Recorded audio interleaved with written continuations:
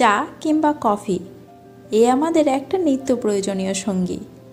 বিশেষ করে এই শীতের দিনে কফি পানীয়টার উপরে বেশি জোর দেওয়া হয়। তাই আজ আমি আপনাদের জন্য নিয়ে এসেছি দুটো কফি রেসিপি। একটা থাকছে ক্যাফেচিনো স্টাইলের কফি আর একটা বাটার কফি। হেসেল লাভার চ্যানেলে আপনাদের সবাইকে স্বাগত। প্রথমেই বানিয়ে দেখাবো বাটার কফি। তার জন্য আমি একটা কাপে 1 কাপ পানি নিয়েছি, দিচ্ছি 1 চা চামচ চিনি। ফুটে ওঠা পর্যন্ত অপেক্ষা করব। আপনারা নিজেদের পরিমাণ মতো মাপটা বুঝে নেবেন। দিয়ে দিচ্ছি 1/2 চা চামচ কফি।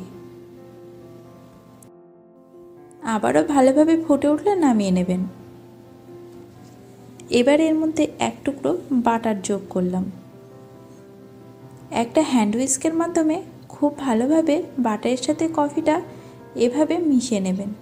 সাধারণত এটা হ্যান্ড ব্লেন্ডারের সাহায্যে করা হয়, কিন্তু সেটা সবার কাছে সবসময় অ্যাভেলেবেল না থাকার কারণে এভাবে আপনারা করে নিতে পারেন।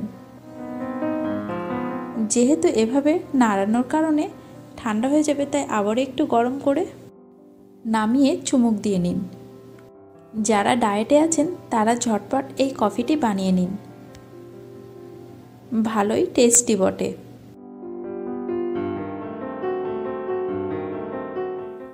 যারা এই বাটার কফি বাড়িতে একবার ট্রাই করবেন তারা কিন্তু আমাকে কমেন্টে জানাবেন যে আপনাদের কেমন লাগলো এটি। এবার আপনাদেরকে বানিয়ে দেখাবো ক্যাফেচিনো স্টাইলের কফি। তার জন্য প্রথমে একটা বোলের মধ্যে 1.5 চা চামচ কফি আর 1.5 চা চামচ চিনি দিয়ে দিলাম, আর 2 চা চামচ লিকুইড দুধ। এবার একটা হ্যান্ড হুইস্কের মাধ্যমে খুব ভালোভাবে এটাকে ফেটাতে থাকবেন। যদি এরকম হ্যান্ড হুইস্ক না থাকে সেক্ষেত্রে সাধারণ চামচ দিয়েও এই কাজটা করতে পারেন, তবে এই কাজটা করতে বেশ কিছুটা সময় লাগে, 8-10 মিনিট তো অবশ্যই লাগবে।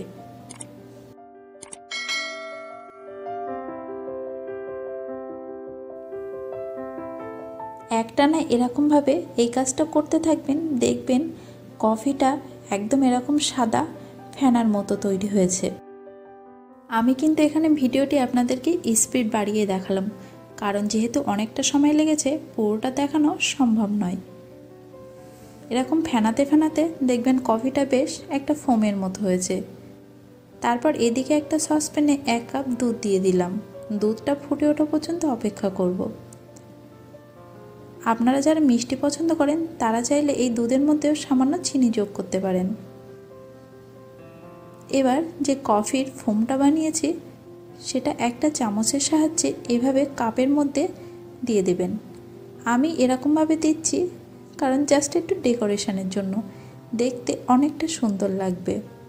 এভাবে বাড়িতে একবার হলেও ট্রাই করবেন, পান করতে কিন্তু অসাধারণ। তারপর এর উপর থেকে আমি দুধ ঢালবো। দুধটা বেশ কিছুটা উঁচু থেকে অল্প অল্প করে দিতে থাকবেন, তাহলে দেখবেন উপরে একটা ফেনা গ্যাজার মতো তৈরি হয়েছে। এই দুধটা খুব বেশি গরম দুধ নেবেন না, মিডিয়াম মতো গরম নেবেন।